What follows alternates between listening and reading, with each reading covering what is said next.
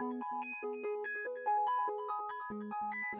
literatura les da la más cordial bienvenida a los 50 años de los recuerdos del porvenir de la escritora Elena Garro. Queremos agradecer la presencia de Elena Paz, la hija de la escritora Elena Garro, para cumplir el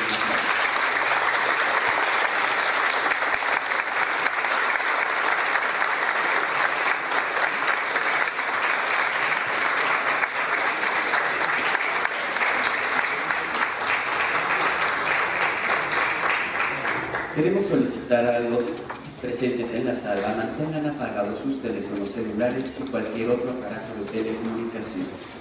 Y nos acompañan en esta mesa Hernán Lara Zavala, Silvia Molina, Héctor Orestes Aguilar, Patricia Rosas Lopategui, Ana García Bergua, Joaquín Díaz Canedo y Carlos Landero, para quien también pido un aplauso.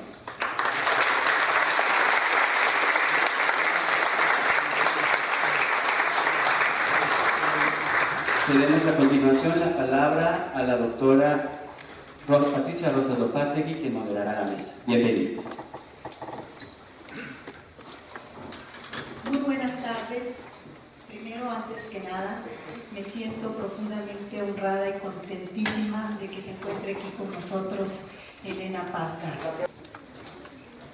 Agradecemos a la Coordinación Nacional de Literatura del Instituto Nacional de Bellas Artes, a través de su directora Estacia de la Garza, y a todos aquellos que hicieron posible en esta coordinación que celebremos hoy el 50 aniversario de los recuerdos del porvenir de Elena Garro. Me siento profundamente honrada de compartir este evento con Joaquín Díaz Canedo Flores, Carlos Landeros, Silvia Molina, Hernán Lara Zavala, Ana García Bergua y Héctor Orestes Aguilar.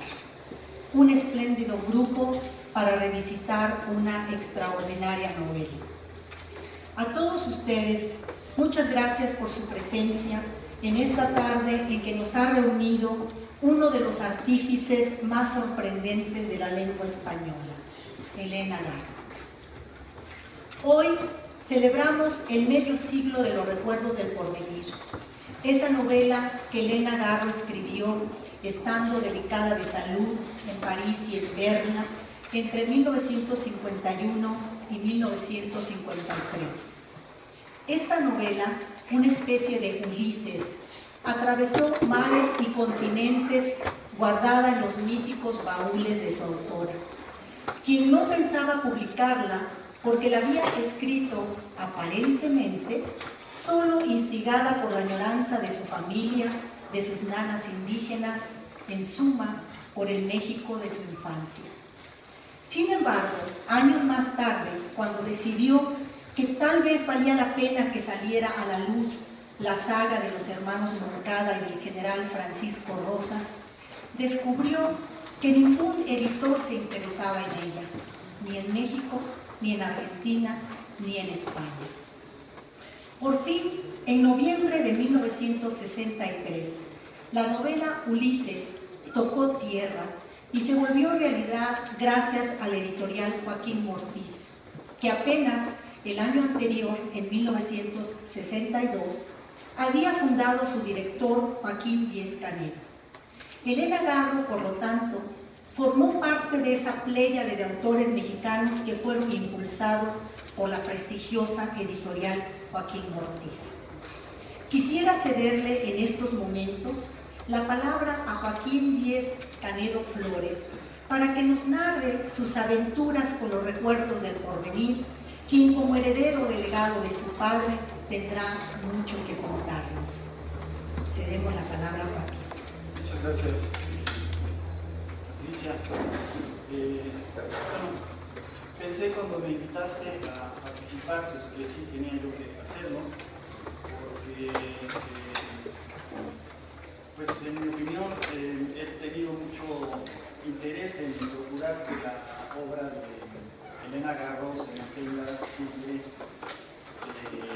publicada y al alcance de los lectores. A mí me tocó, por ejemplo, ya estando en Ortiz, casi al final, en el 92, hacer un proyecto en donde procuramos rescatar algunas de las novelas importantes que se le han publicado en la historia de la editorial y que por qué razón, perdónenme, decía yo que en Ortiz, por ahí del 92, quise yo recuperar algunas de las novelas que se habían publicado en la historia de la editorial, que entonces tenía ya 30 años. Ortiz se fundó en 62, estoy hablando del 92. En el 83 es importante recordar que la parte mayoritaria de los accionistas de Ortiz vendieron a Planeta la mayor parte de las acciones, de modo que desde 1983 Joaquín Ortiz era un sello del grupo editorial Planeta. Entonces quise yo recoger lo que me parecían las novelas más importantes que se han publicado en la historia de la editorial, y desde luego una de las primeras que se me ocurrió fue la de Elena Garro, Los recuerdos del porvenir. Otra, por ejemplo, fue Estudio Q de Vicente Leñero, una novela que no se había vuelto a publicar, prácticamente era muy experimental de Vicente, de la que él no necesariamente defiende él mismo ahora, pero para mí era una novela importante porque pues tenía no solo un valor en sí misma, sino un papel en la historia de las letras, ¿no? La primera edición tengo aquí un catálogo de Ortiz. La primera edición de Los recuerdos del porvenir es, digamos, contemporánea con la fundación casi de la editorial. Salió en 1963. Aquí hay, de hecho, un ejemplar, yo creo que de la primera edición. Es la segunda, entonces ya se había reimpresa en septiembre de 1977, salió una segunda edición. La primera fue en noviembre de 1963. Y los primeros títulos en aparecer en la colección Novelistas Contemporáneos son, por ejemplo, Las Tierras Flacas de Agustín Yáñez, Oficio de Tinieblas de Rosario Castellanos, El Tambor de Hojalata de Günter Grass, Uno de los Campos de Max Aub, el novelista valenciano, El Campo del Moro.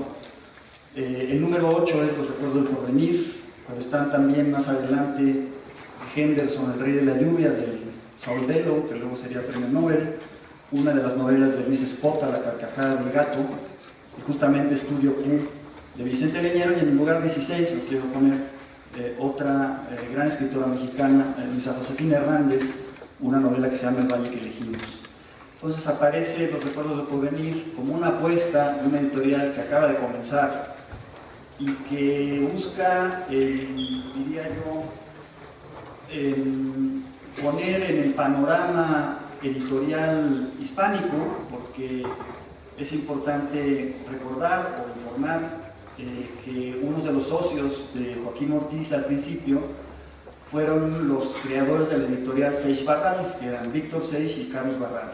Entonces ellos, que conocían a mi padre los conocía, habían acordado buscar una conexión entre los esfuerzos de las dos editoriales para tender este puente que tantas veces se ha querido tender entre México y España. Y que bueno, ahora existe desde luego, pero es un puente más bien de España para México y no tanto de aquí para allá. No obstante los esfuerzos de muchas editoriales a lo largo de mucho tiempo. Pero entonces se quería conseguir esta comunicación y esta circulación editorial en lo que después mi padre puso a la colección de poesía entre las dos orillas del idioma, a través del Atlántico, y se quería ya poner al alcance de los lectores pues una versión cosmopolita de la literatura, que incluía traducciones de autores como puede verse alemanes, norteamericanos. Está también un premio Goncourt, por ejemplo, de Jean Paul, La Compasión Divina, un libro del italiano Oreste del Buono, junto con los escritores más importantes mexicanos. Por allí, Elena Garro, en una carta que le manda a Manuel Carballo, dice que es Octavio Paz el que lleva, que entonces ya no estaba casado con ella, el que le lleva a mi papá la novela. Mi papá por entonces solía, porque la lectura era pequeña, pues él leía todos sus libros, entonces sin duda ninguna debe haber sido uno de los primeros lectores de esa novela, y pensaría yo, aunque nunca lo platicamos, que advirtió de inmediato su importancia y su calidad, ¿no? También hay un contexto importante que es importante destacar, y es la literatura escrita por mujeres. No eran muchas entonces las mujeres que habían publicado en México, incluso en toda la historia de México en el siglo XIX hay 4 o 5 autoras de cierta consideración, reconocidas, contemporáneas de estas escritoras de Rosario Castellanos, de Luisa Josefina Hernández y de Elena Garro. Pues estaba también, por ejemplo, Josefina Licens. Pero sí, y junto con ellas, por ejemplo, 2 autoras pues que luego ya no escribieron una que se llama Lidia Zuckerman, publicó una novela que se llama Triste Columpio, y más adelante publicó en Editorial Pax y publicó alguna otra cosa por los 70s, y otra mujer que se llama Consuelo Álvarez, que publicó una novela que se llama La Piedra Desnuda, pero pues que no prosperó. De manera que Los Recuerdos Porvenir se sitúa pues en un intento de una editorial de poner sobre la mesa un conjunto de novelas de autores importantes y justamente darles a los escritores mexicanos el mismo papel, ¿no? Es decir, no era un editorial de autores mexicanos para lectores mexicanos, sino una editorial de autores de todas las lenguas, contemporáneos, para los lectores en español de todo el mundo. Y me parece pues que en ese hecho se cifra un poco el valor que entonces se le advirtió que tiene esta novela. Yo leí la novela, no entonces, que yo tenía 8 años, la debo haber leído por ahí de los 30, probablemente cuando entré a trabajar en Ortiz, que fue en el 87, y para hacer esta edición, que debe haber sido la 3ª o la 4ª, no lo sé muy bien, logré el 93, era una segunda edición, entendiendo una edición como una publicación donde la novela, digamos, cambia de formato o cambia de colección. Entonces la leí, me pareció una novela,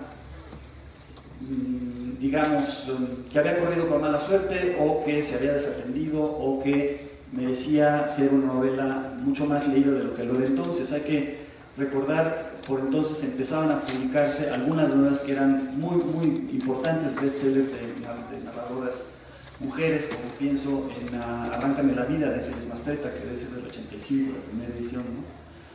O Como va para chocolate de Laura Esquivel, yo creo que es del 89, su edición Planeta justamente, pero publicó también Sara Sefcovic, una novela que se leyó mucho, y a mí me llamaba la atención que no hubiese sido igualmente leída o buscada Los Recuerdos del Porvenir.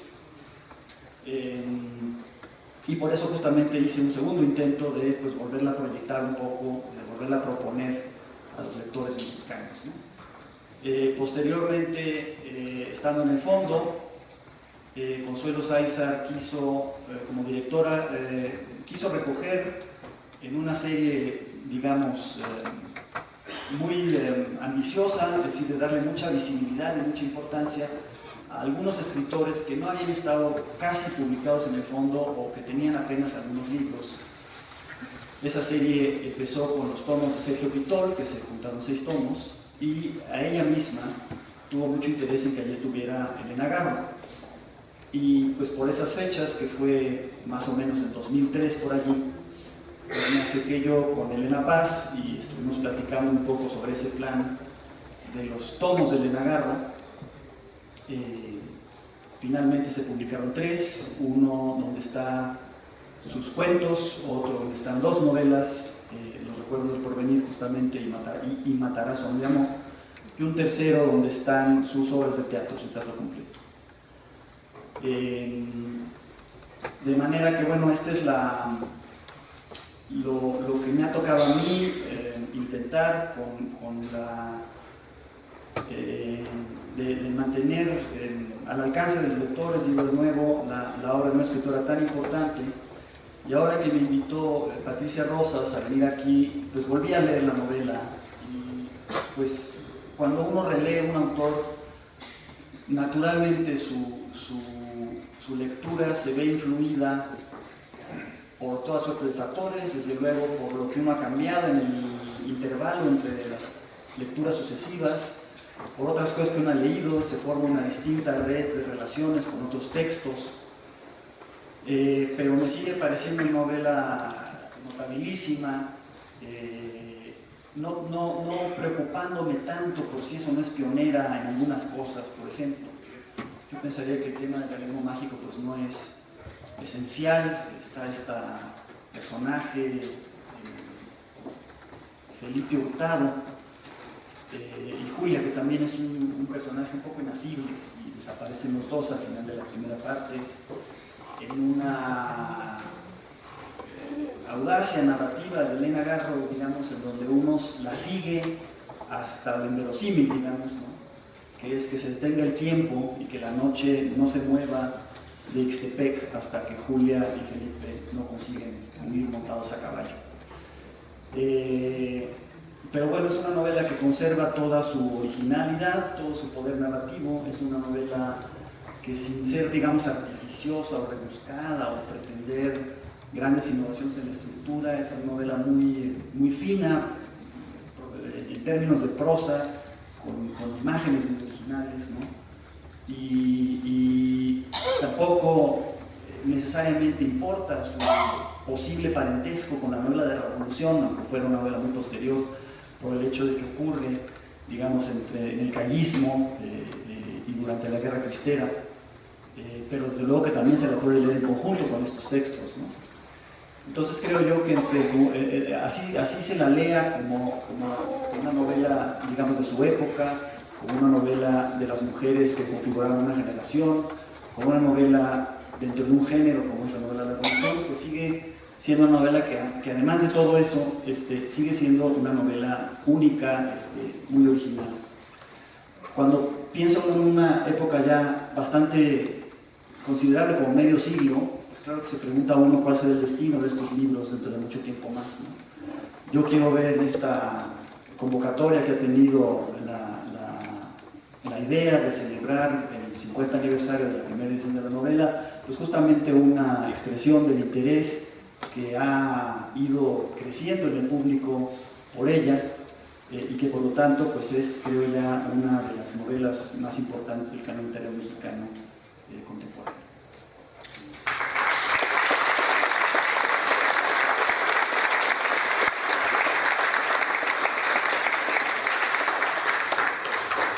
Muchísimas gracias, Joaquín. Ya sabíamos que nos iba a enriquecer con datos que no nos circulan, ¿no? que hay que retomar. Muchas gracias. Bueno, pues tal fue el impacto que causó Los recuerdos del porvenir en noviembre, a partir de noviembre de 1963, que obtuvo el premio de novela Javier Villaurrutia de ese año, el cual compartió con la feria de Juan José Arriola. Cuando Elena Garro se fue al encuentro de su hogar sólido el 22 de agosto de 1998, hace 15 años, Silvia Molina comentó para la prensa mexicana lo siguiente. Dice Silvia Molina: Elena Garro es sin duda la mejor escritora mexicana de este siglo que termina. Solo le bastó para que le reconozcamos su formidable talento escribir 2 libros, Los recuerdos del porvenir y La semana de colores, los más sobresalientes desde mi punto de vista de su vasta y compleja obra, pues cultivó lo mismo cuento que novela y teatro. Los recuerdos del porvenir, armada con palabras que fluyen mágicas y milagrosas, las que deben descifrarse o se esconden, o huyen o persiguen, las buenas o las malas, las que pueden transformarse en conos de colores o lagartijas sonrientes, será un libro clásico por los siglos de los siglos, por la estructura cíclica y circular que la sostiene, porque en ella todo se repite, porque es la razón de que los personajes no tengan pasado ni futuro y olviden el presente. Fin de cita. Silvia Molina conoció a Elena Garro en París en 1961, cuando Silvia era una adolescente. En una entrevista del 2004, Silvia le comentó a Verónica Ortiz que una de las novelas a las que ella siempre volvía era Los recuerdos del porvenir. Y aquí le preguntamos a Silvia, ¿sigue siendo así? Le cedemos la palabra. Muchas gracias, muy buenas tardes tengan todos ustedes, muchas gracias por la invitación, estoy feliz de estar aquí y además me da mucho gusto ver a Elena, que hacía muchos años que no la veía. Efectivamente, conocí a Elena Garro en París en 1961 y jamás me imaginé que hubiera escrito la novela que definiría mi afición por la literatura y por su obra. Ni siquiera le di importancia al hecho de que fuera escritora. Elena era simplemente mi amiga, una mujer que me atraía como las flores rojas a los colibríes. Me parecía extraordinario que se fijara en mí, pues me llevaba muchos años, y eso me hacía sentir importante. Entonces vivía en su departamento de Saint-Germain-des-Prés y muchas tardes me invitó a merendar cerca de ahí, a veces con la chata, su hija, o con la tía con la que yo vivía, o solas. Ella era aficionada al croque madame y al croque monsieur, a hablar de los campesinos de Morelos, a su lucha por la tierra, a los zapatos bajos, al collar de perlas, a los suéteres de cashmere, a la literatura clásica. Hablaba de gente que yo no conocía, pero yo me limitaba a escuchar las aventuras, a admirar la elegancia de sus faldas, de sus pantalones, de sus brazos largos y torneados, de su cabello rubio, su mirada inteligente. A veces me mareaba el humo de su cigarro o me tapaba la nariz. ¿Por qué fumas tanto, Elena? Me quejaba con timidez, pero me aguantaba con tal de escucharla, de estar con ella. Elena Garro era una mujer que me atraía, ya lo dije. Su personalidad me había atrapado. Sin embargo, cuando volví a México, la olvidé por completo. Hasta que una tarde me llamó por teléfono. Estaba en el Hotel Alameda. Fui a verla con miedo de que hubiera cambiado. Ya había publicado Los recuerdos del porvenir, pero yo no lo sabía, no era lectora. Vi también a la chata, su hija, perspicaz y brillante, como siempre. Elenita era muy inteligente y sabía muchas cosas. Esa noche le di un abrazo a Elena sin saber que no volvería a verla hasta su regreso a México, gracias a Fernández Unzaín, en 1991.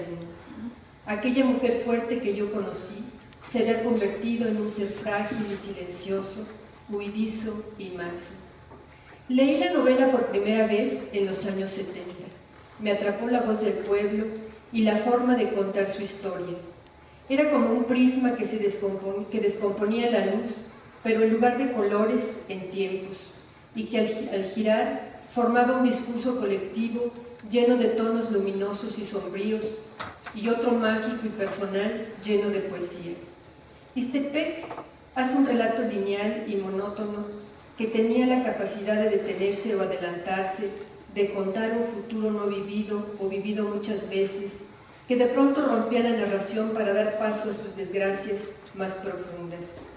El discurso colectivo se fracturaba por la llegada de los extranjeros, del general Rosas y su tropa, por la vida secreta del Hotel Jardín, donde entre un racimo de queridas vivía una mujer, Julia, de la que depende la alegría y el pesar de Ixtepec, la que deja un aroma especial a su paso, a los muertos que cuelgan de los mangos, según está de humor su amante o según tiene suerte Rodolfito. Me gustó tanto la figura de Isabel Moncada en esa primera lectura que pasé por alto a otros personajes entrañables y me quedé con la admiración por el profundo conocimiento de Elena Garro del México pobre y marginado, sobre su idiosincrasia y su habla. Agudo oído tuvo para retener el lenguaje de los pobres y jodidos. Elena, no cabe duda, conocía bien la historia del país y la política. Mi primera lectura fue de placer, libre de análisis, y me dejó el deseo de volver al libro para saber cómo estaba escrito, cuál era su estructura. Dios mío, me di cuenta, pero si yo la conozco y nunca supe quién era, sentí una profunda vergüenza. ¿Cómo era posible que yo hubiera tratado tanto a la autora de esta novela y que no hubiera sabido realmente quién era? todo lo que le hubiera podido preguntar. Un año después volví a leer la novela porque vi un curso de literatura mexicana en los Estados Unidos. Entonces descubrí la malicia literaria de la escritora, su prosa exacta y llena de juegos literarios, como el hecho de escoger el color rosa para el atuendo de ciertos personajes y estados de ánimo, o el hecho de que la palabra palabras o palabra apareciera y desapareciera como un acto de predestigitación, que tuviera un significado mágico dentro de la narración metafórica. Durante esa segunda lectura descubrí la complejidad quijotesca de Juan Cariño, el loco cuerdo, sensible, insobornable, quien siendo un loco hace lo que los cuerdos debían hacer. Me pareció un personaje entrañable también, enclavado nada menos que en la casa de las Fuscas. Desde entonces he leído la novela varias veces, incluso ahora para esta mesa la he vuelto a leer. Los recuerdos del porvenir, título de una pulquería cuyos murales fueron pintados por Diego Rivera, me parece la mejor novela escrita por una mujer en el siglo XX, o sea, me sigue pareciendo. No me detengo en todo esto que dice Joaquín, que se ha discutido que si es o no precursora del realismo mágico, porque la escribió entre 51 y 53, aunque se haya publicado hasta el 63. Me refiero a la osadía de la historia, a la resolución de la estructura, a su argumento, a las múltiples historias que nos cuenta la autora y, desde luego, a la forma de contarlas. A la figura de Dorotea que esconde al sacerdote, a la organización de una fiesta para llevar a cabo un complot, a los invitados al baile condenados al infinito, mientras Rosa da respuesta a la intriga, a las historias de las gemelas o a la dulce Antonia que solo quiere volver a ver a su papá, a la magia de Felipe Hurtado y la voz sabia de Gregoria, a la figura de Félix, el encargado de detener el tiempo. Por donde abra uno el libro, surge el encanto, no tiene remedio. Por un lado está el pueblo con sus actores, con los personajes de las plazas y del mercado, las criadas, los mozos, las fuscas, las queridas, los agraristas, los soldados, cuya habla está fielmente reproducida. Por otro lado, curioseamos la vida de las familias Moncada, Montufa, Arrieta, la vida eterna de los Rodolfitos que seguimos viendo enriquecerse. Y como si fuera poco, se nos revela a los lectores, no al pueblo, la vida oculta del Hotel Jardín, una de rencores, sábanas húmedas, indiferencias y pasiones. Las historias se cruzan, se complementan, se arman y desarman como un rompecabezas y el narrador nunca pierde el hilo. No se le pierden las palabras, no se le va nada. Vemos que la autora ha escrito con inteligencia una novela envidiable, pero que también se ha divertido, ha gozado sus juegos y su propia magia y osadía. Como si fuera poco, Elena Garro tiene un sentido del humor agudo y una inevitable aversión. Nos invita, por ejemplo, a observar a personajes como el boticario Tomás Segovia, que desea ser poeta y a quien se le caen las palabras. He dejado al último a los personajes más importantes, Nicolás e Isabel, cuyo lazo me hizo pensar en un amor enfermizo casi incestuoso. Julia, el martirio de Rosas, la fuerza de la voluntad. Rosas, el azote de Ixtepec, el amante celoso y el repudio de Isabel. Felipe Hurtado y su halo de mago, quien le da la ilusión del teatro a Ixtepec, pero cuya presencia rompe el tiempo impuesto por los extranjeros para imponer su propio tiempo de desgracias. Estos personajes son el eje central de la historia, todos ellos paradigmáticos, únicos en la literatura mexicana. Julia Moncada, por ejemplo, equivale a decir Pedro Páramo. La mirada de Elena sobre las mujeres es implacable. Se salvan como Julia, no importa la vida que tengan ni sus secretos, o se convierten en piedra como Isabel, porque no conocen el arrepentimiento ni la paz. Mientras la guerra sucede en el pueblo y los muertos amanecen tirados o colgados, el tiempo se sucede en dos planos, el real y el maravilloso. El real es una épica en la que viven los habitantes con los extranjeros, que los han invadido y dominado, y la guerra cristera. Y el maravilloso nos muestra lo que normalmente uno no ve en la gente, unas vidas que aspiran a ser otras y que solo pueden vivirlas en otros tiempos o en otros lugares, gracias a la magia. Por ejemplo, los ojos de Felipe Hurtado explotan en luces de colores con solo escuchar la palabra confeti. Él mismo, Felipe Hurtado, ofrece un cigarro que saca del aire. Los recuerdos del porvenir es una novela trágica, como trágica y precursora de su desgracia fue la vida de Elena Garro, que como Isabel se convirtió en piedra, en una no persona, como ella misma decía. Como Isabel Moncada siempre quiso ser otra, una Julia querida, fuerte, que logró rehacer su vida escapando entre las nubes, y no una Isabel que se traicionaba a sí misma o a los suyos.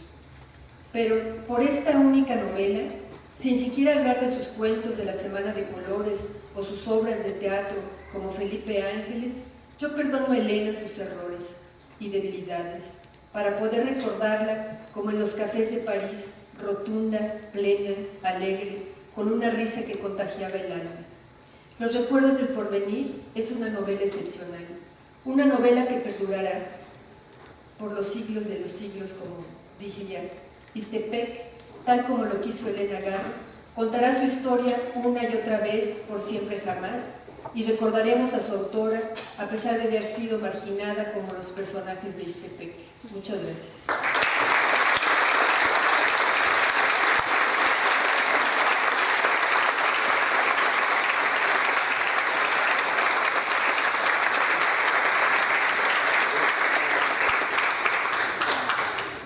No, pues ya nos dimos cuenta que sigue volviendo a los recuerdos del porvenir. Sigue viendo. Muy bien, pues cuando le pregunté a Hernán Lara Zavala cómo y cuándo había leído por primera vez a Elena Garro, el maestro Lara Zavala expresó lo siguiente, cito: leí por primera vez a Elena Garro en 1977, cuando Joaquín Ortiz había sacado la segunda edición de la novela, Los recuerdos del porvenir. La novela me sorprendió por muchos motivos, pero tal vez más por el punto de vista narrativo y la fecunda imaginación de Elena. Luego, tuve la oportunidad de leer sus cuentos y sigo pensando que La culpa es de los tlaxcaltecas continúa siendo uno de los 10 mejores cuentos mexicanos del siglo XX, como afirmaba Luis Leal, y que yo publiqué en la colección Licenciado Vidriera de la UNAM. Por otro lado, la entrevista y las cartas que cita Emanuel Carballo en Protagonistas de la Literatura Mexicana son también de lo mejor y más valioso del libro. Memorias de España, 1937, me parece un documento revelador y muy valiente. Creo que Elena Garro es una de nuestras grandes escritoras cuya obra merece un estudio más profundo y un reconocimiento mucho más amplio. Fin de cita.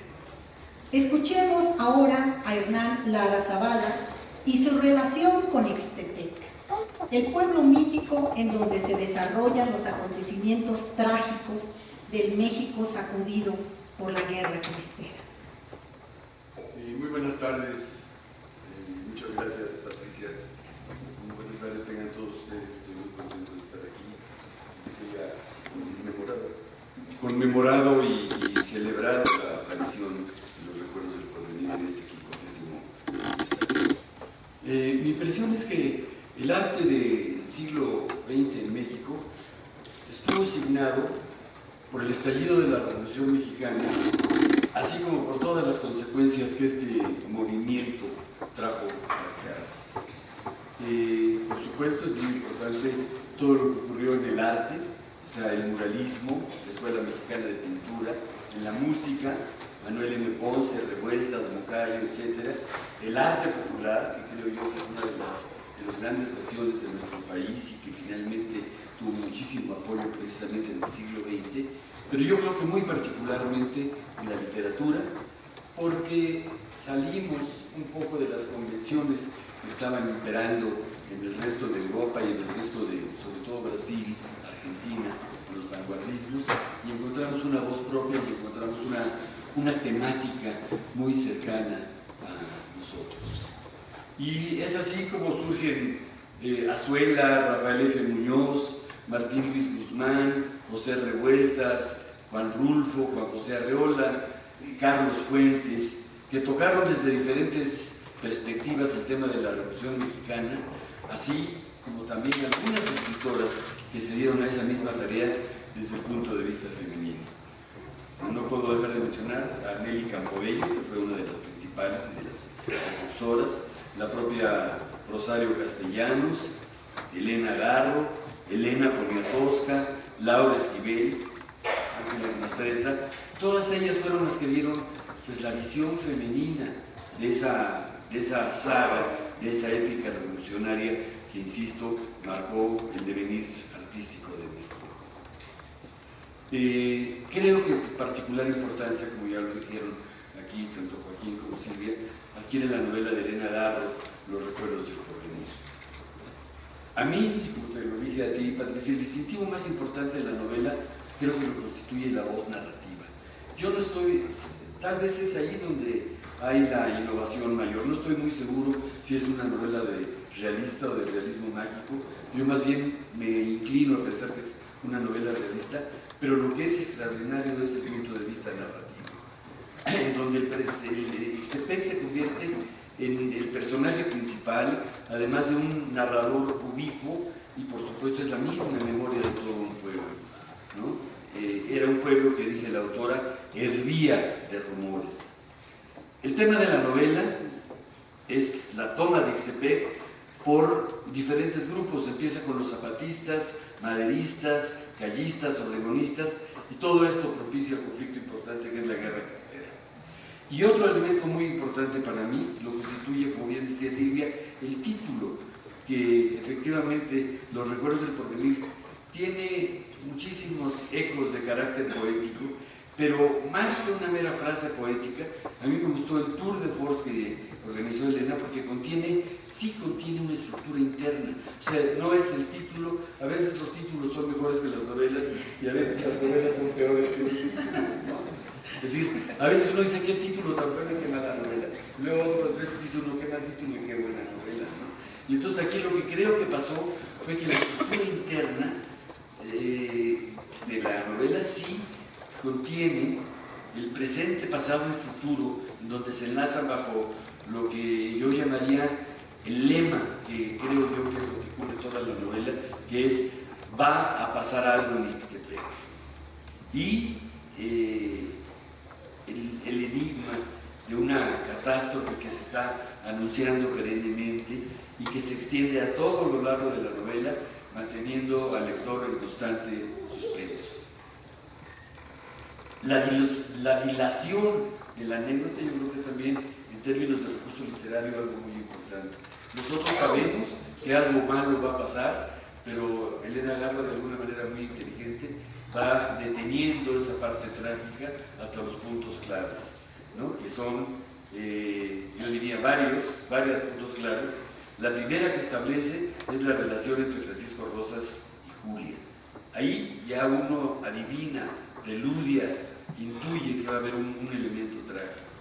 Y luego este elemento trágico se refuerza con la aparición de Felipe Hurtado.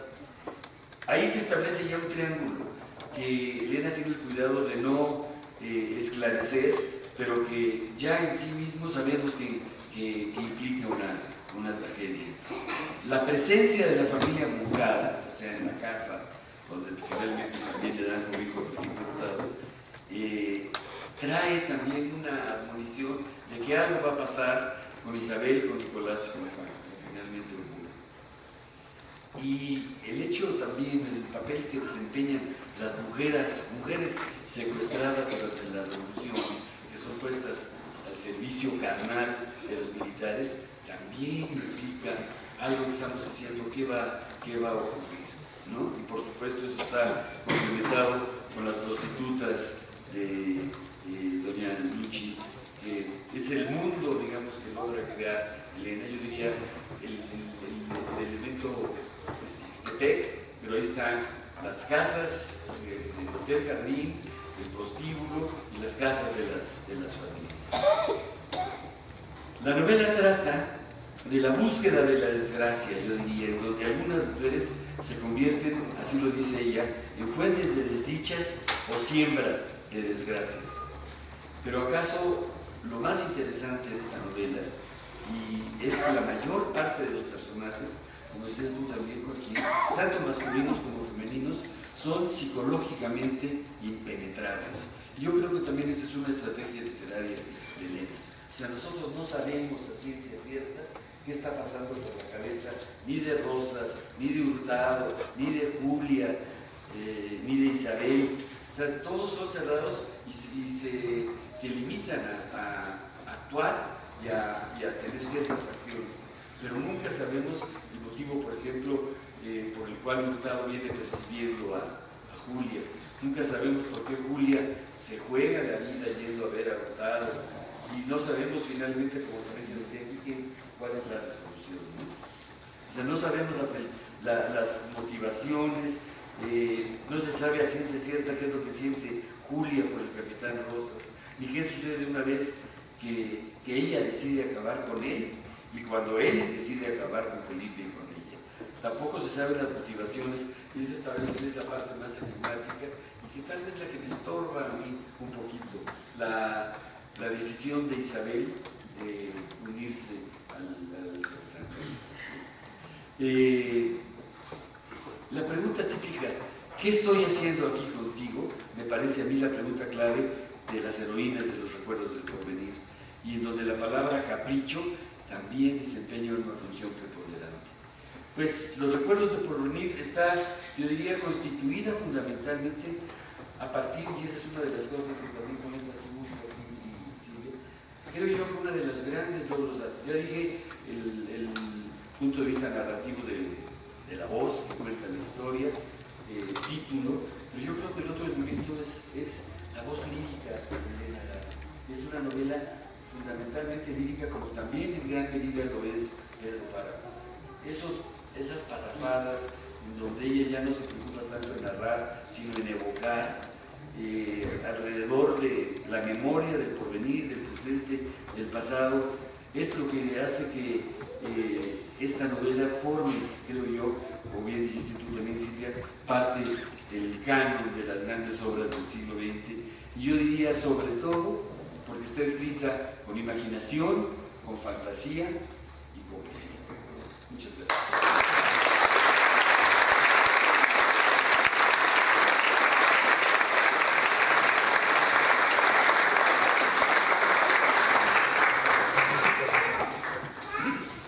Muchísimas gracias, Hernán Lara Zavala.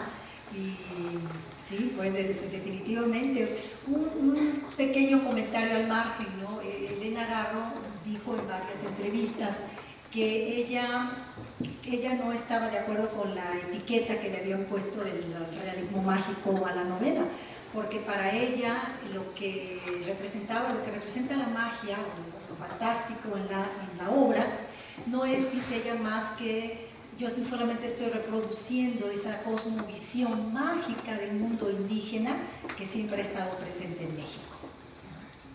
Bueno, muy bien, muchas gracias. Sí. Y vamos a continuar.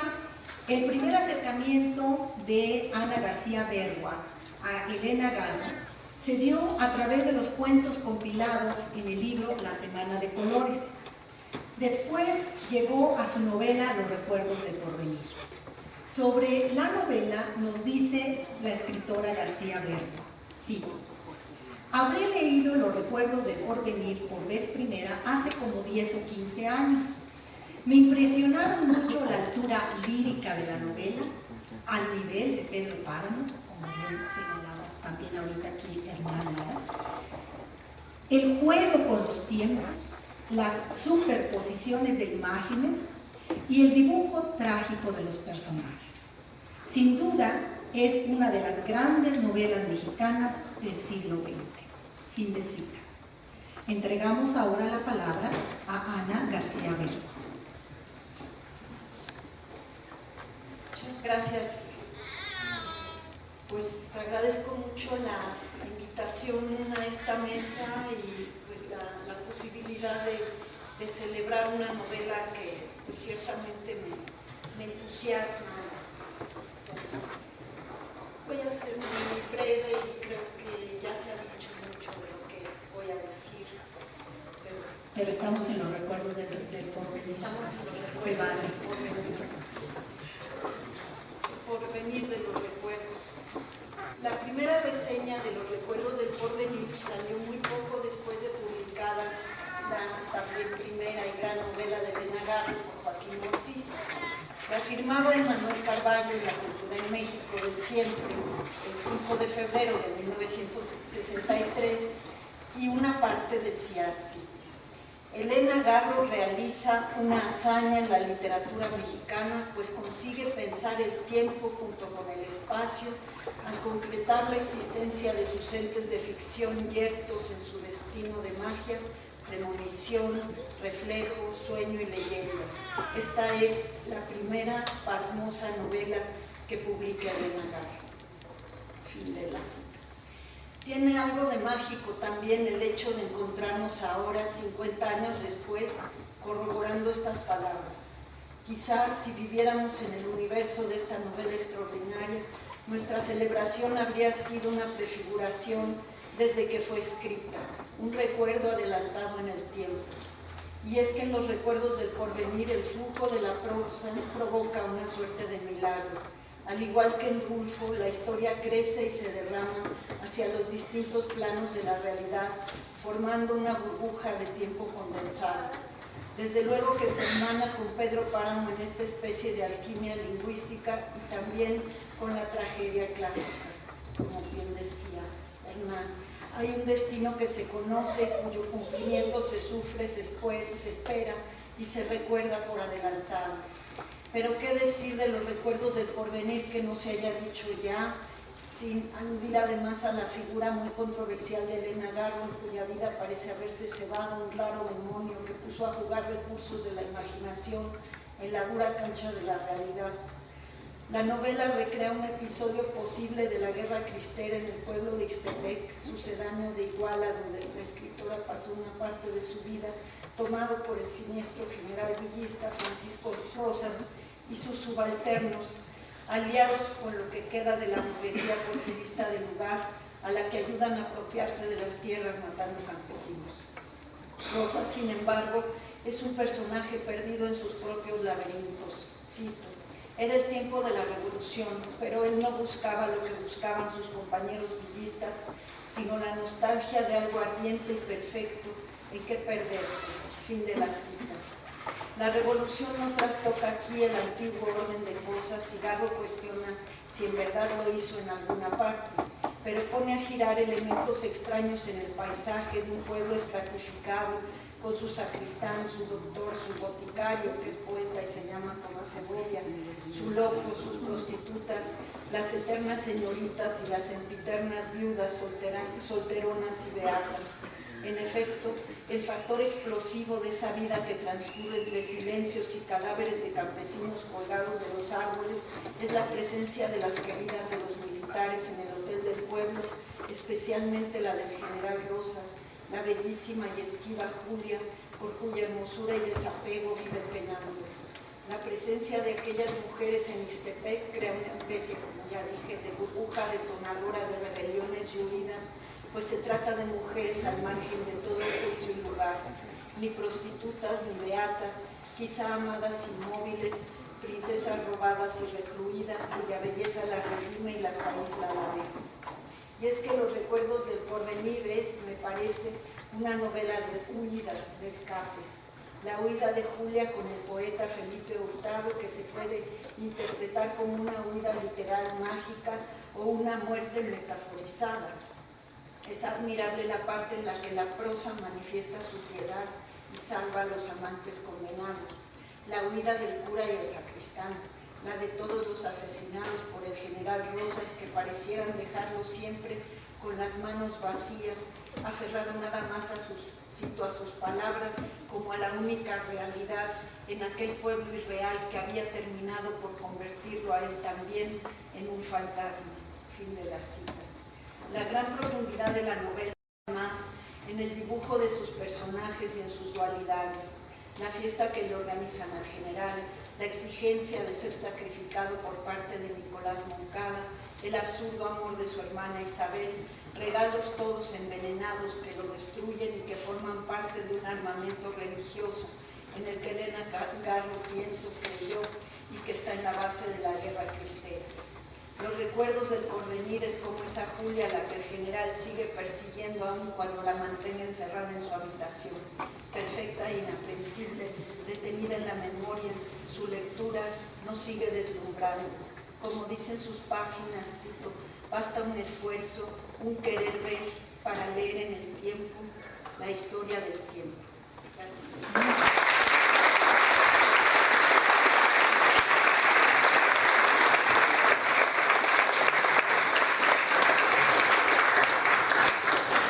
Muchísimas gracias, Ana. Pues continuamos, tenemos una mesa muy valiosa aquí, entonces vamos. Héctor Orestes Aguilar tiene por lo menos dos cosas en común con Elena Garro. Por un lado, su pasión por la literatura alemana, y por el otro lado, y espero que no haya problema en revelar que Héctor cumplirá el medio siglo el próximo mes de septiembre, pues nació hace 50 años, al igual que los recuerdos del porvenir. El acercamiento de Héctor a la escritora poblana se dio de la siguiente manera. Cito a Héctor Orestes Aguilar.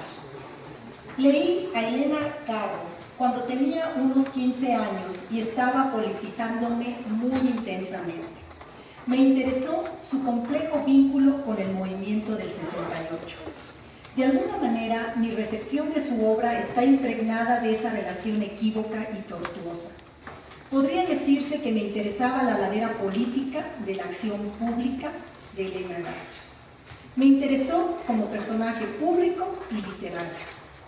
Volví a leerla cuando me ocupé, como lector, de la biografía de Octavio Paz, ya en los tardíos años 80.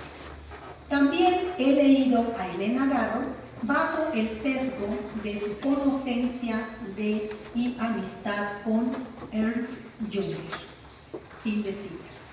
Héctor Orestes Aguilar tiene la palabra para que nos narre sus percepciones acerca de la polígrafa y su revolucionaria novela. Muchas gracias, agradezco a la Coordinación Nacional de Literatura y a su titular Estacia de la Garza y a Patricia Rosas Lopategui y su gentil invitación a participar en esta mesa y a todos ustedes su amable presencia. He sufrido mucho para saber cómo iniciar mi participación, aunque me parecen gente simpaticísima, tengo alergia a los gatos. Hoy es 14 de julio y más tarde juega la selección nacional. Es decir, me siento muy fuera de lugar entre dos grandes biógrafos, el editor y tres excelentes lectores, de quien fuera una gran conocedora del alma gatuna. En casa están celebrando su primera fiesta nacional del año. Yo soy el único ingenuo de la familia que no tiene pasaporte francés, además del mexicano. Y sobre todo, tengo que prepararme psicológicamente para el resultado contra Martinica. Todo es posible.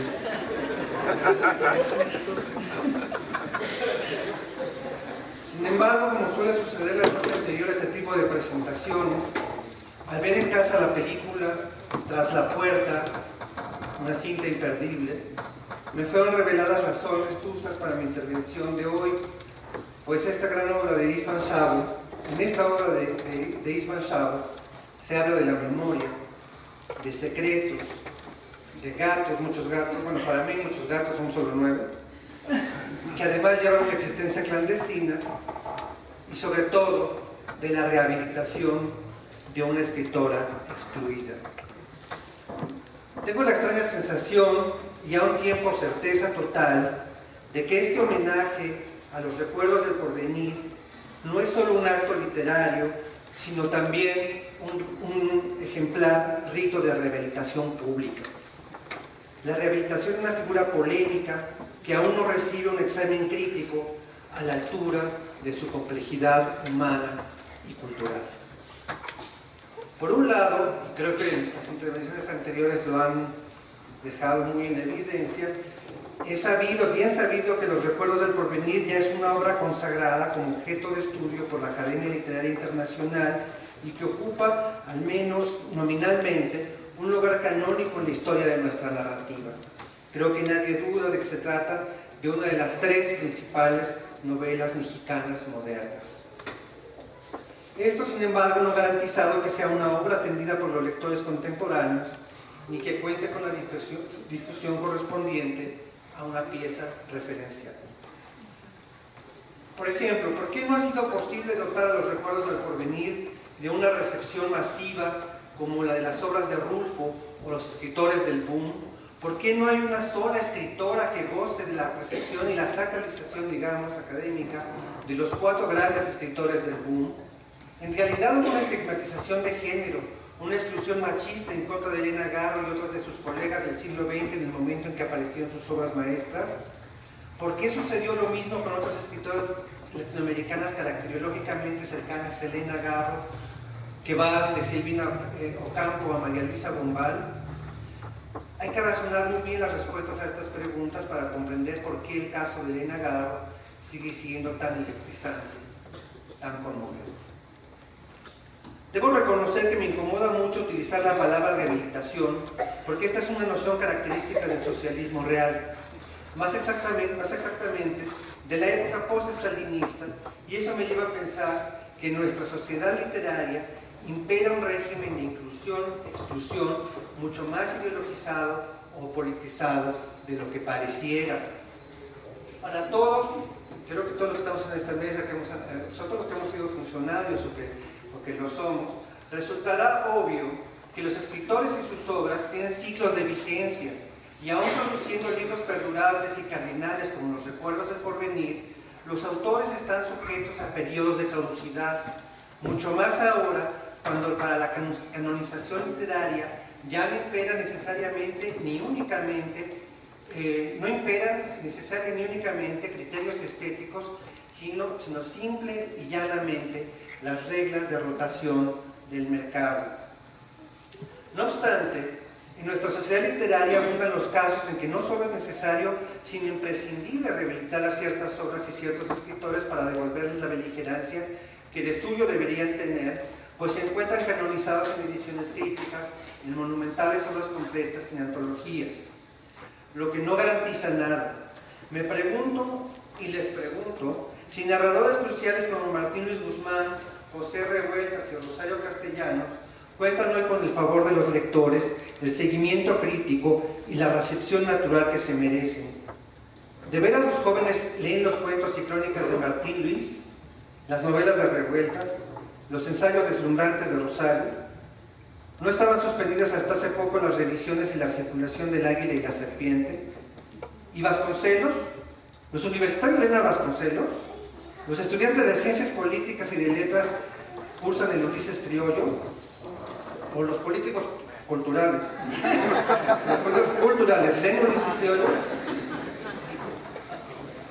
¿Los politólogos han avistado sus panfletos en apoyo al nacionalsocialismo? Dejo estas preguntas sobre la mesa y concluyo.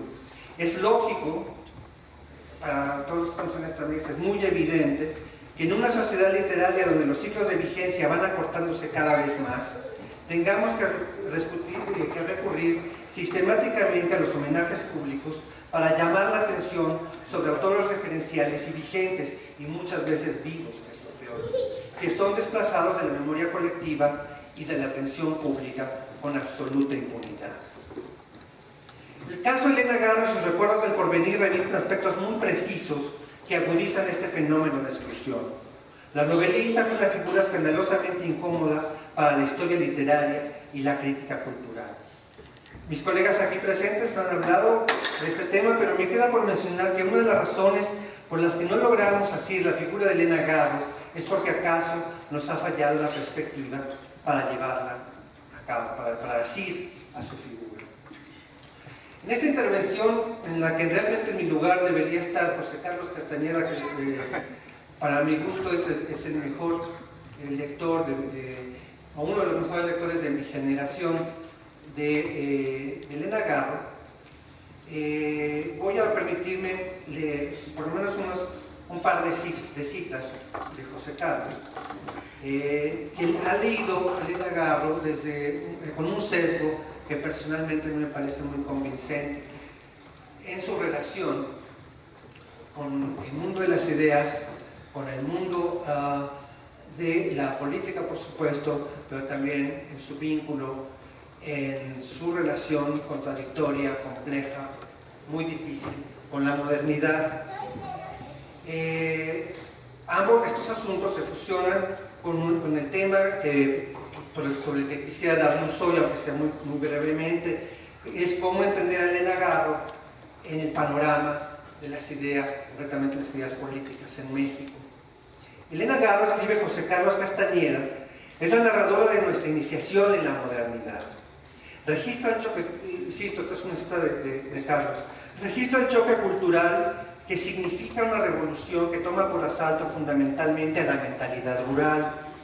Para el campesino, la lucha revolucionaria simboliza una resistencia frontal al progreso de la vida moderna, pues el desarrollo de las prácticas urbanas profetiza su derrota como clase y como cultura de apego a la tierra. En sus inicios, Garro narra la desaparición de esta cultura de la tierra, tratando de recuperar sus orígenes mitológicos y sus costumbres mágicas. Los recuerdos del porvenir es una novela sobre la destrucción del Edén y el eclipse de la inocencia. Es una réplica en prosa de un poema de López Velarde, El retorno maléfico. A partir de la relectura de la rebelión cristera, Garro evoca la historia de la expulsión del paraíso, recreada como la subversión del Edén que se calla tras la mutilación de la memoria. Esta evocación de la infancia secuestrada por la guerra profundiza esa, entre comillas, íntima tristeza reaccionaria que observa con escepticismo el espíritu liberal del siglo XIX. Aquí termina esta primera cita de Carlos. Elena Garro es quizá la escritora mexicana, la novelista mexicana más cercana a un cierto tipo de escritor, un perfil de escritor que se produjo en la Alemania del fin de la época de la República de Weimar. Un cierto tipo de escritor, de intelectual, también había filósofos, pensadores políticos, incluso gente de ciencia, que se puso a reflexionar, a pensar sobre la modernidad. Uno de los principales grupos en la Alemania del fin de la República de Weimar, que piensa, que reflexiona sobre la modernidad, es el así llamado la revolución conservadora. Es muy difícil, incluso para los germanohablantes, entender esto, porque parece una contradicción de suyo. Incluso yo tuve la fortuna de compartir en la Universidad de Graz muchas pláticas con una de las críticas postfeministas más lúcidas de la literatura mexicana escrita por mujeres, Edna Pfeiffer, y ella tenía una cultura germánica, sabiendo lo que era la República de Weimar, conociendo a algunos de los escritores de la época de la Revolución Conservadora, le costaba trabajo entender esta aparente contradicción. La gente de la Revolución Conservadora, y uno de ellos era Ernst Jünger, se enfrentaron a los cambios, a la idea de progreso, a la idea de la técnica, a la idea de la revolución social de una manera crítica, de una manera, por supuesto, analítica, y desmontaron el mito de la revolución como algo que tiene que ver siempre hacia el futuro. Es decir, la revolución conservadora era esencialmente un grupo, un conjunto de inteligencias que se dedicaban a la crítica del tiempo, a lo que en alemán se llama Zeitkritik. La crítica del tiempo no solo como una crítica de una época, sino la crítica del tiempo histórico visto en una dirección única, hacia adelante, hacia un progreso, hacia un futuro inexorable. Yo creo que el único escritor mexicano de ideas se ha acercado de una manera familiar, íntima, a la revolución conservadora y a la lucidez que tuvo la revolución conservadora de criticar esa idea del futuro inexorable, que en el caso alemán era la crítica, por supuesto, a la inexorabilidad del Tercer Reich, fue Elena Garro. Elena Garro, y aquí creo que hay que decirlo, es una gran novelista de ideas. En Los Recuerdos del Porvenir, como en muy pocas otras novelas mexicanas de esa época, y como en ninguna novela mexicana de nuestros días, se discuten ideas. Las ideas forman parte, y la discusión de las ideas, la discusión de lo que está sucediendo en la realidad social, a pesar de que la novela no es una novela política, está presente, impregna a los personajes, impregna a su carácter, al perfil de los personajes. Efectivamente, como ha dicho con mucha puntería Hernán Zavala, no podemos, son psicológicamente impenetrables, pero ideológicamente quizá no. Y eso es lo más alucinante, porque son personajes que representan de alguna manera, exactamente, dice, me ayuda aquí Ana, dice, son simbólicos. Y efectivamente en la novela hay 4 niveles. Hay un nivel paródico, el personaje Tomás de Segovia es el mejor ejemplo de ello.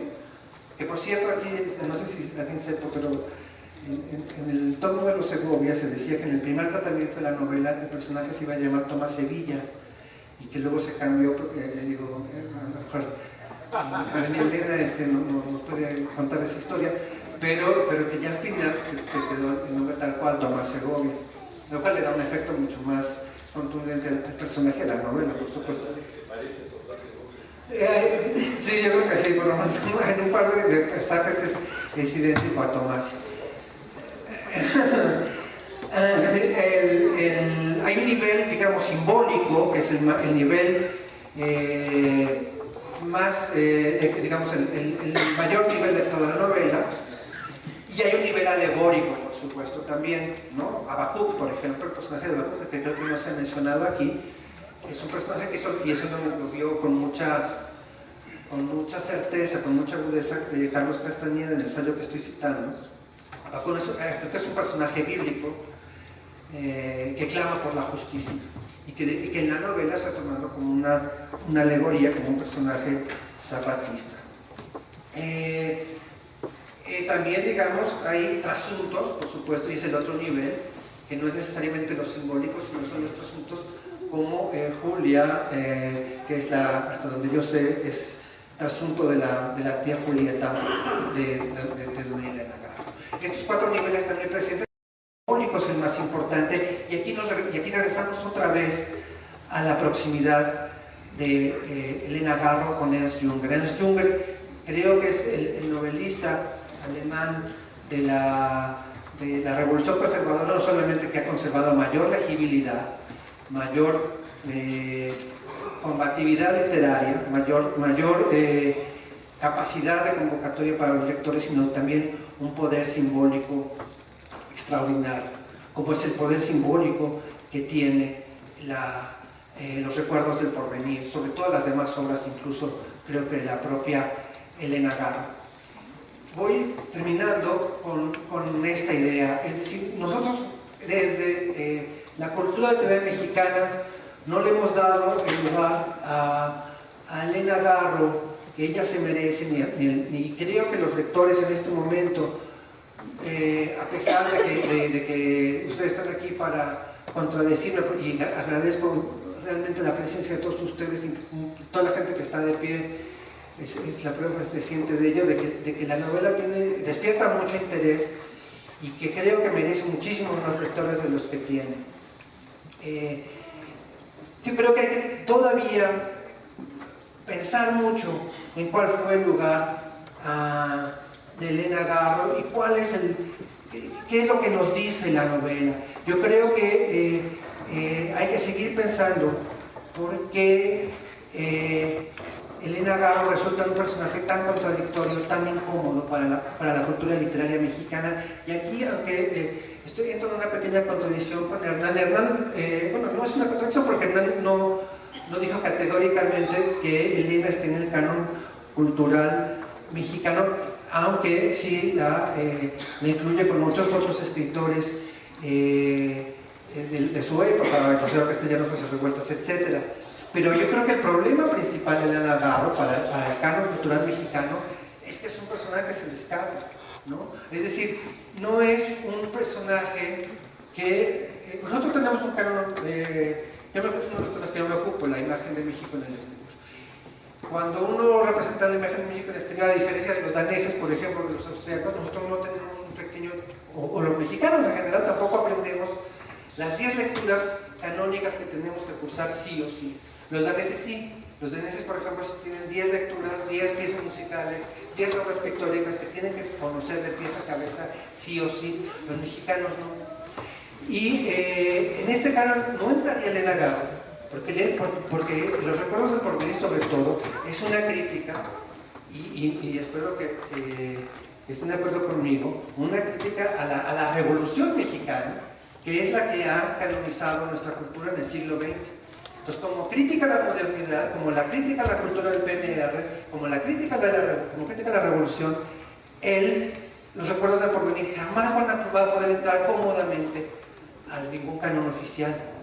Entonces tenemos, los que pensamos, los que reflexionamos sobre los recuerdos del porvenir, tenemos la obligación de explicarle a sus nuevos lectores, de explicarles a nosotros mismos cómo así a Elena Garro. Y creo que esta idea de que ella fue una revolucionaria conservadora, fue alguien que participó o que vivió no solamente una revolución social o que fue, digamos, parcialmente incluso víctima de la revolución mexicana, sino que fue alguien que intentó pensarla de una manera crítica desde las letras, sin ninguna intención propietaria, sin ninguna intención política, sino a partir de la mayor capacidad de imaginación y de la poesía pura.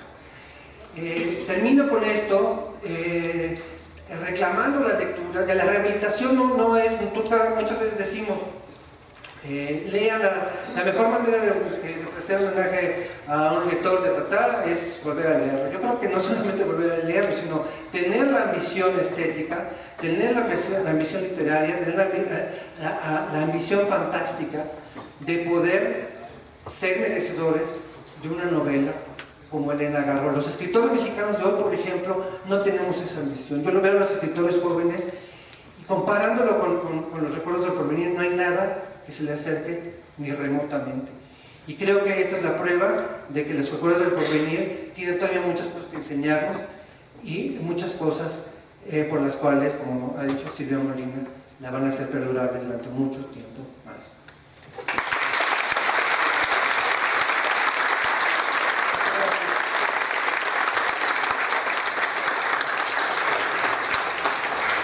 Y viva Paz.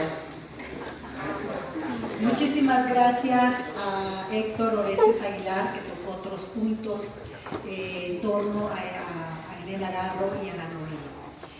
Bueno, mencionamos al principio de este homenaje que Los recuerdos del porvenir causó tal impacto inmediatamente que fue merecedora del premio de novela Javier Villaurrutia. Y de inmediato los periodistas de la época buscaron a la autora de esta novela, que ya se había dado a conocer como escritora, como dramaturga en 1957. Pero la novela fue otra sacudida, ¿no?, en aquel momento. Y entonces uno de los periodistas de aquella época, de los primeros que entrevistó a Elena Garro con motivo de la aparición de la novela y del premio Javier Villaurrutia, fue Carlos Landeros.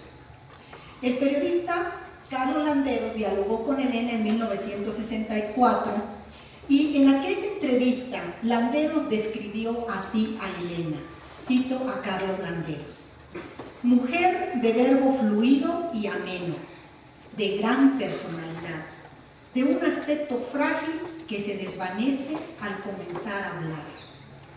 Pero tratar de describir a Elena Garro es no conocerla. Ella cambia constantemente. Varían las expresiones de su rostro como los temas de su conversación.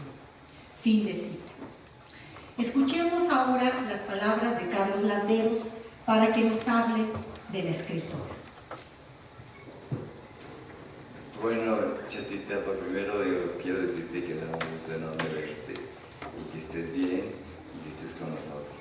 En segundo lugar, le quiero agradecer al Instituto Nacional de Bellas Artes, a Tasha Lagasha, que es la presidenta de literatura, y desde luego a Patricia Rosas Lapartelli por haberme invitado. Yo debo de confesar que al principio me rehusé a participar en esta mesa porque yo le comenté que lo que yo tenía que decir de Elena, yo ya lo había dicho en el libro que con el título de Yo, Elena Garro, publiqué. Pero sin embargo, por el amor y la admiración que siempre le tuve a Elena, decidí que por qué no. Entonces, pues aquí les voy a leer algo.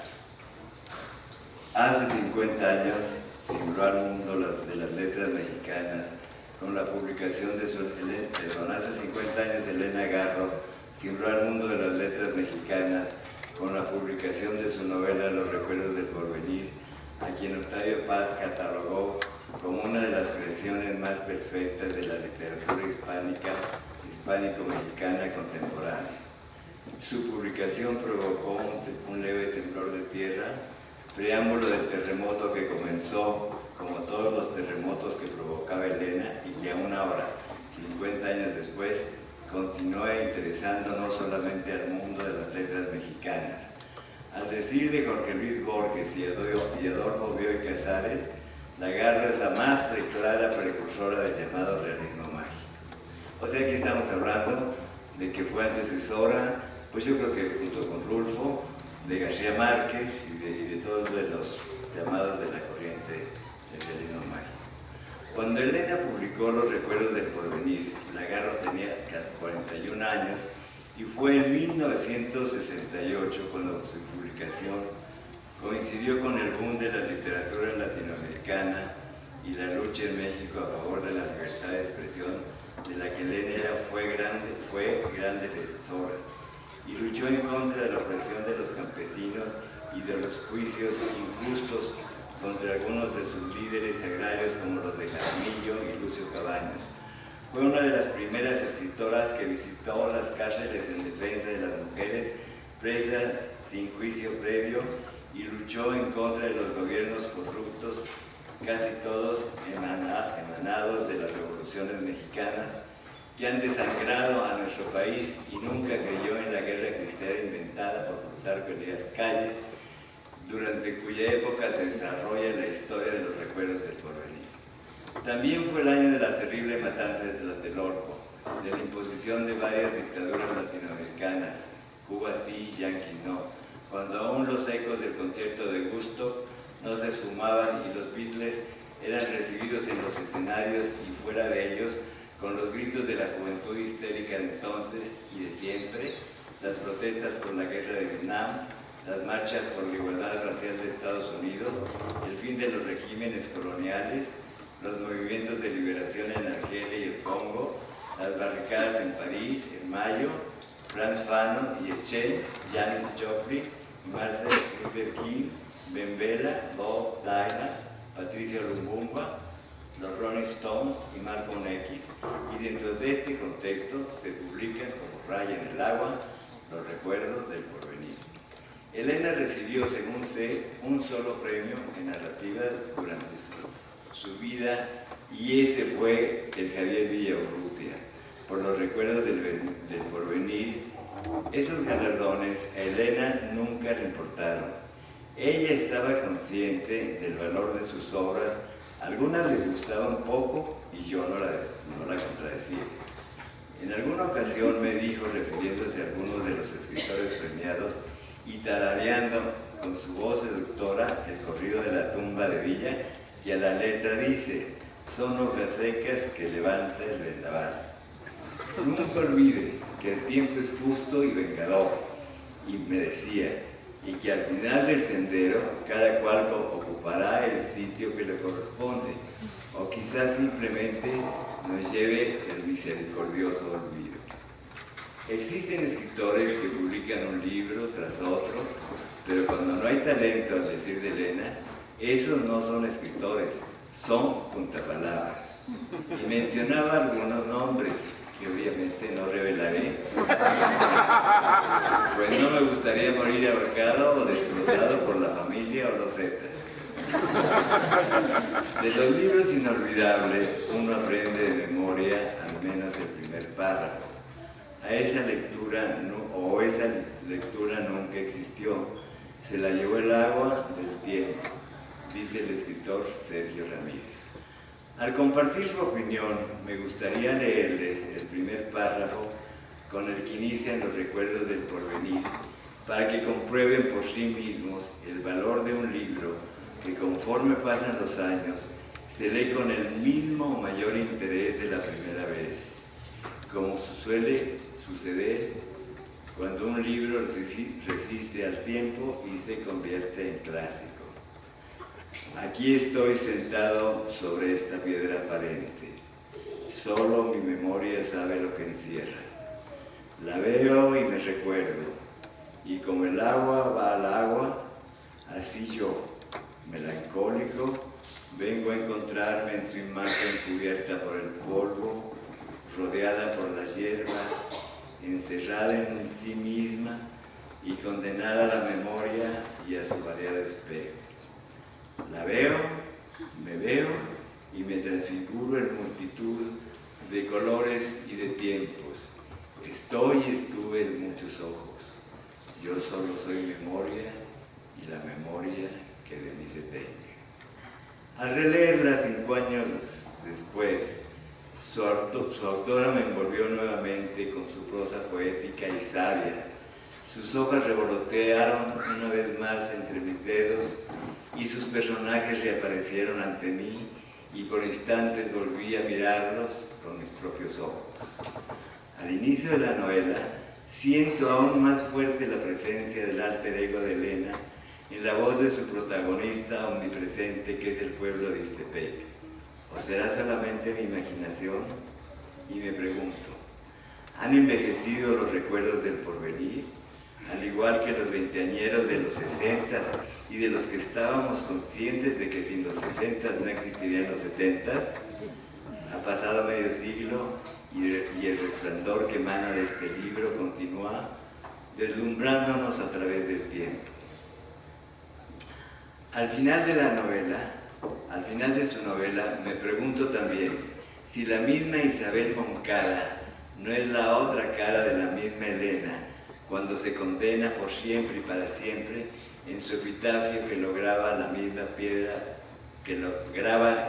piedra del comienzo, que dice, bueno, lo grabó Gregoria, ¿no? Otra de los personajes del libro, pero dice así: soy Isabel Moncada, nacida de Martín Moncada y Diana Cuétara de Moncada, en el pueblo de Ixtepec el 1 de diciembre de 1907.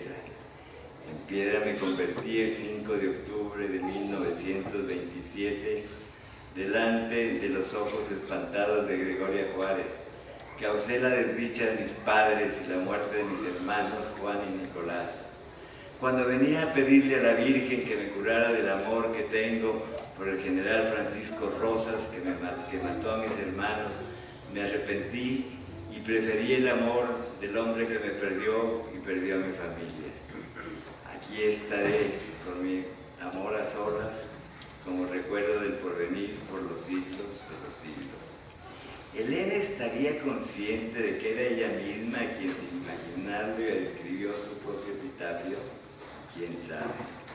Elena Garro me repitió en varias ocasiones: Carlos, durante mi larga vida, me equivoqué en todo. Cosa de que yo no estoy seguro.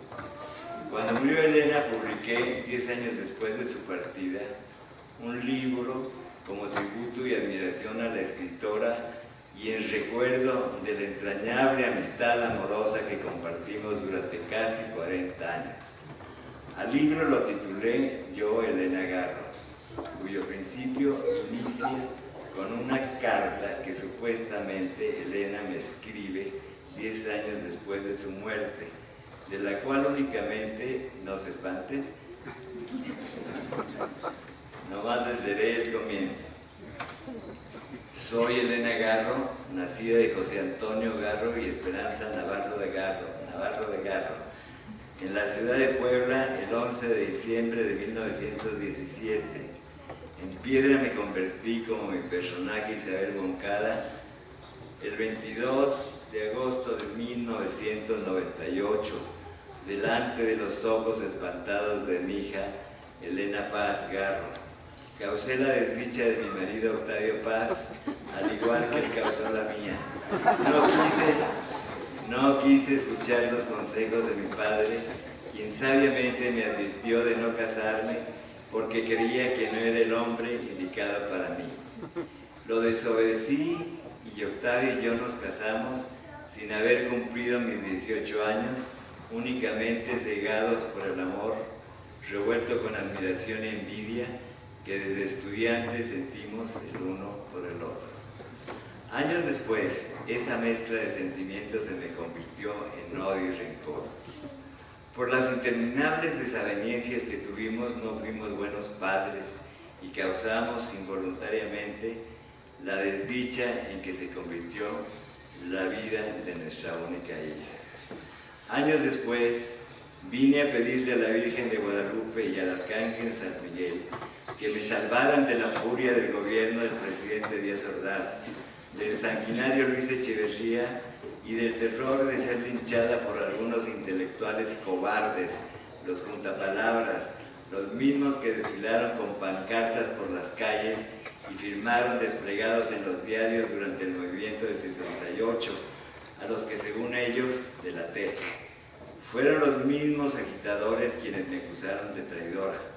Confieso que me equivoqué en todo, nunca entendí nada.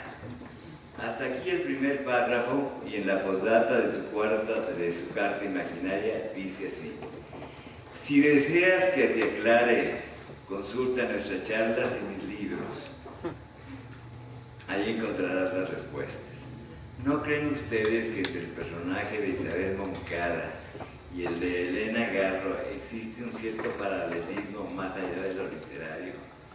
Para terminar, estoy convencido que Los recuerdos del porvenir es una novela sin tiempo. Elena Garro es una escritora que se ha ido a mundos lejanos, cuya obra siempre está y estará presente. Gracias.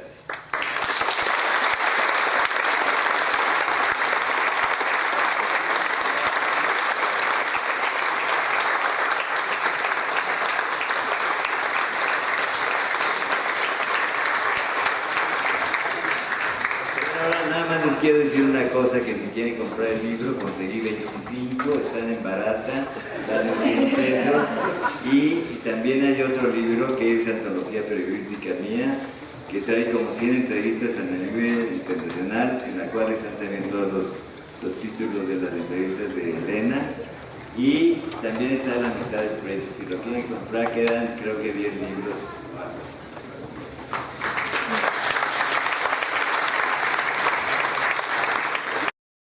Para concluir estas inigualables percepciones en torno a Elena Garro y sus recuerdos del porvenir, yo quisiera compartir con ustedes algunos segmentos de reseñas y entrevistas con la autora que se difundieron en los años 60 a raíz de la aparición de la celebrada novela, que por cierto ya mencionaron, el título se lo dio a Elena, una pulquería que ella solía visitar en los años 30 cuando estudiaba en la UNAM, se desempeñaba como coreógrafa del teatro universitario y era novia de Octavio Paz.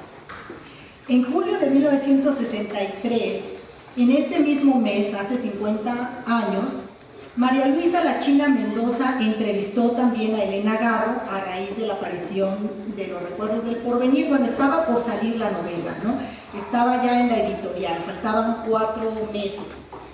Y en un momento del diálogo entre La China Mendoza y Elena, Garro le comenta a la entrevistadora, es decir, a la china, que le había enviado la novela a sus amigos argentinos, Jorge Luis Borges, José Bianco y Adolfo Bioy Casares, para que le revisaran la puntuación, porque ella tenía problemas poniendo comas como loca, decía. Entonces, Elenita, la chata, estaba presente y su hija interrumpió el diálogo y cito a Elena Paz Garro. Por cierto, los tres, Borges, Bianco y Bioy Casares, le escribieron una carta a mi mamá donde declaraban que era una novela tan buena, una crítica a la sociedad tan fuerte, que solo podría comparársele con La guerra y la paz de Tolstói. Fin de cita. Ya mencionamos que Los recuerdos comienza a circular, ¿no? La colección de novelistas mexicanos de Joaquín Mortiz, el 25 de noviembre del 63. Pero algo que yo en mis búsquedas, siempre tratando de encontrar hilos, atar cabos, descubrí que la solapa estuvo a cargo de José Emilio Pacheco, según me lo confesó el mismo poeta. Entonces yo quisiera leer un párrafo donde José Emilio Pacheco dice en la novela, es la solapa de la novela. Dice: con un arte maestro de sus propios recursos, Elena Garro ha escrito una novela que confía su eficacia a dos elementos: poesía e imaginación, raras veces empleados tan diestramente en la narrativa mexicana. Desprendido de la geografía o la crónica inmediata, Ixtepec evoca los días petrificados que el estallido revolucionario vino a romper y sustituyó por un orden de terror. En ese marco vemos surgir una galería extraordinaria de seres que cercan la tragedia de amor y desamor del general Francisco Rosas. Mientras se urde el fuego de la muerte, otros son capaces de detener un tiempo que al fluir muestra y esconde a Julia y Felipe Hurtado, fusila a Nicolás Moncada. Extraviado en lo real, en lo imposible, Francisco Rosas se hunde como en los planos de un espejo. Isabel permanece enterrada con su amor como recuerdo del porvenir mientras duren los siglos. Bueno, este texto estupendo del maestro José Emilio Pacheco, ya solamente quienes tengan la primera edición lo podrán ver, o la segunda edición. Ya las nuevas ediciones de Los recuerdos no lo tienen, lo cual es lamentable. Ojalá que en una edición conmemorativa se rescate. Y bueno, tenía varias selecciones, pero creo que el tiempo se nos está terminando. Como dice Elena Garro, la culpa es de los tlaxcaltecas. Creo que valdría la pena, si ustedes me dan unos minutitos, que cuando sale la novela, la China Mendoza la vuelve a buscar y la vuelve a entrevistar. Y así comienza la China Mendoza esa entrevista de principios de 1964. Dice la China: Elena Garro acaba de publicar Los recuerdos del porvenir, la historia de Ixtepec, un pueblo de cuartos airados para que se vaya o se meta el calor, lugar de corredores que trinan y aguas frescas, la plaza para oír y andar la serenata, bailes caseros, muchos animales y la revolución en el horizonte, y los cristeros y los generales de las Cuscas. Los personajes que tienen vida propia y laten contemplan el devenir del tiempo comparándolo con los recuerdos que se han forjado del porvenir, pero se quedan en la última página y el lector ya no puede más seguirlos en sus vidas o en sus muertes. Por eso había que ir a preguntarle a Elena Garro qué sería de ellos. ¿Qué dirían si caminaran nuestras fechas y nuestros inviernos? Algo así como jugar al porvenir de los recuerdos con Isabel Moncada, el general Francisco Rosas, los hermanos Moncada, Juan Carillo o Tomás Segovia, nomás para darnos un quemón. Y entre una de las cosas que le pregunta la China Mendoza es: ¿qué serían, Elena? ¿Qué serían hoy? ¿Qué dirían en nuestros días los hermanos Moncada, Juan y Nicolás? Uno muerto en acción, como quien dice, y el otro fusilado.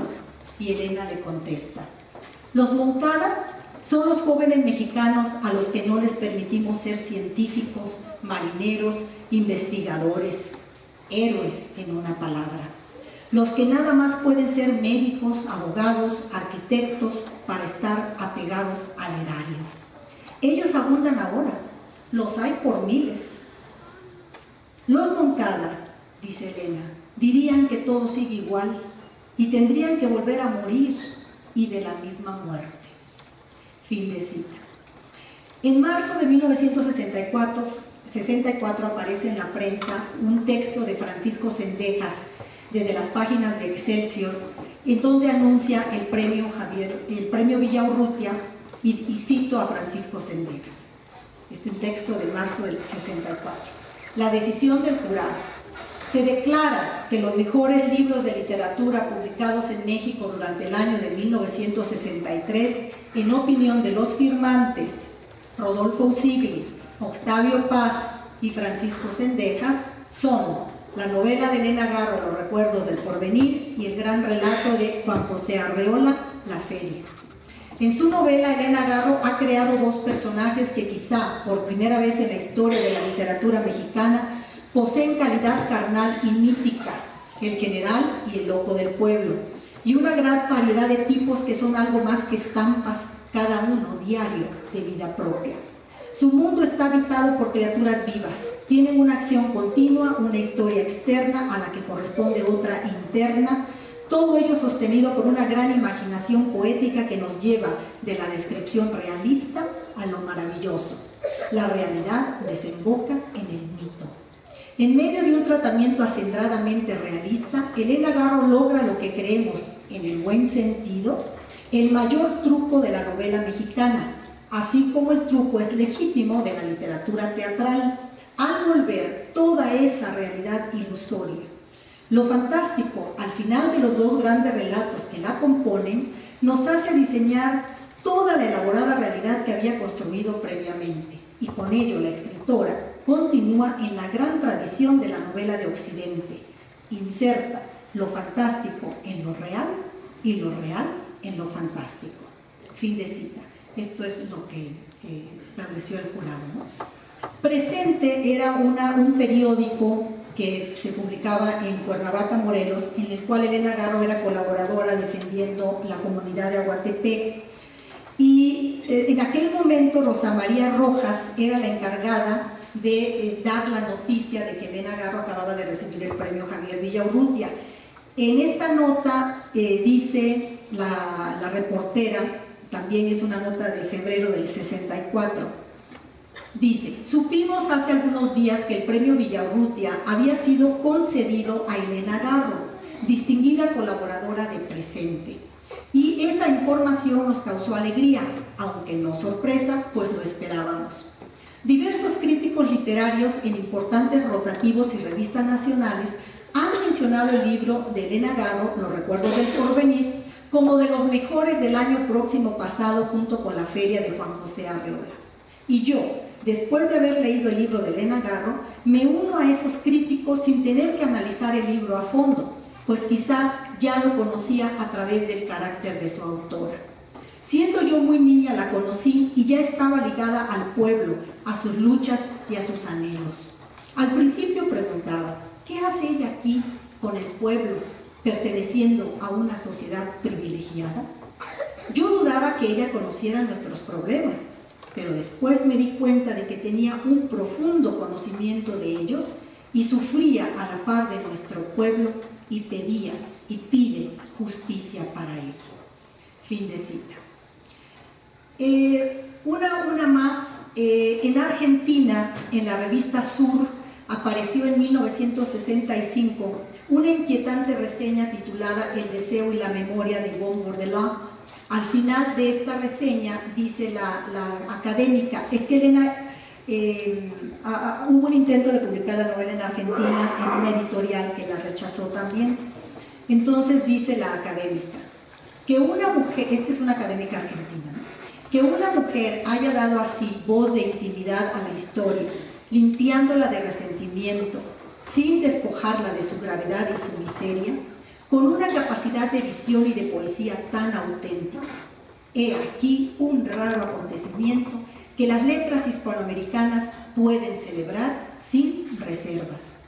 Que una editorial argentina que por desidia o falta de criterio haya perdido la inmejorable oportunidad de publicar por primera vez este libro excelente, mientras tanta crónica hoy circula con la opaca aprobación de público y jurados, es signo claro y lamentable de la miopía cultural en que vivimos.